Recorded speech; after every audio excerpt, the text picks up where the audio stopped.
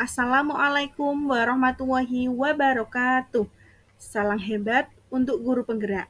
Perkenalkan, nama saya Winarti. Saya calon guru penggerak angkatan 11 dari SD Negeri 1 Gabus. Di sini saya akan memaparkan kesimpulan dan refleksi pemikiran Ki Hajar Dewantara modul 1.1 koneksi antar materi. Pendidikan dan pengajaran tidaklah sama. Pengajaran adalah bagian dari pendidikan. Menurut Ki Hajar Dewantara, pengajaran adalah proses pendidikan dalam memberi ilmu untuk kecakapan hidup anak secara lahir dan batin. Pendidikan pada hakikatnya adalah menuntun atau memberi tuntunan terhadap segala kekuatan kodrat yang dimiliki anak agar ia mencapai keselamatan dan kebahagiaan tinggi-tingginya, baik sebagai manusia maupun sebagai anggota masyarakat. Pendidikan menciptakan ruang bagi murid untuk bertumbuh secara utuh agar mampu memuliakan dirinya dan orang lain serta menjadi mandiri.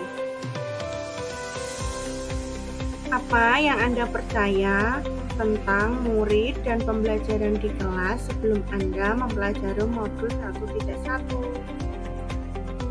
Sebelum mempelajari modul 1.1, pembelajaran yang saya lakukan yaitu hanya transfer materi pelajaran. Yang kedua, ketuntasan dalam penyampaian materi lebih penting daripada memahami karakteristik murid. Yang ketiga, hanya melihat nilai dari aspek kognitif saja. Yang keempat, jika nilai murid sudah mencapai KKM, dianggap pembelajaran sudah berhasil. Yang kelima, murid hanya sebagai objek pembelajaran. Yang keenam, pembelajaran berpusat pada guru atau teacher center. Yang ketujuh, tidak mempedulikan apakah murid sudah benar-benar paham atau belum. Yang delapan, hanya meminta siswa menghafalkan materi saja. 9. Sering merasa gagal jika banyak murid yang tidak tuntas setelah melakukan evaluasi. Selanjutnya, apa yang berubah dari pemikiran atau perilaku Anda setelah mempelajari modul 1.1?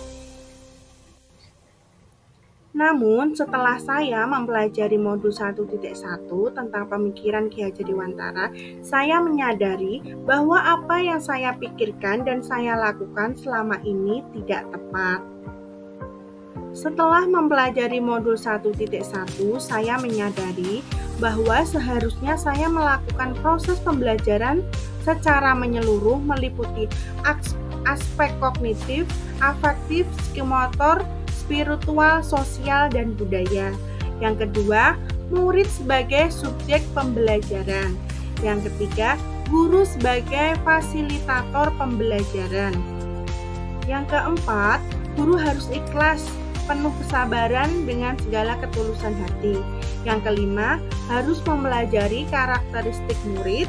Yang keenam, berikan kesempatan murid untuk tumbuh sesuai kodratnya, yaitu kodrat alam dan kodrat zaman. Kemudian, apa yang dapat segera saya terapkan lebih baik agar kelas Anda mencerminkan pemikiran Ki Hajar Dewantara?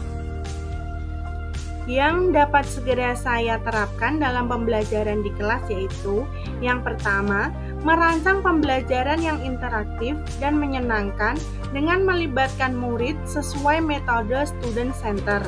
Yang kedua, menerapkan pembelajaran abad 21 yaitu berpikir kritis, kreatif, komunikasi, dan kolaborasi.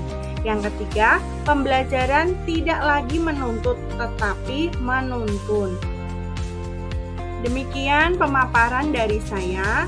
Wassalamualaikum warahmatullahi wabarakatuh.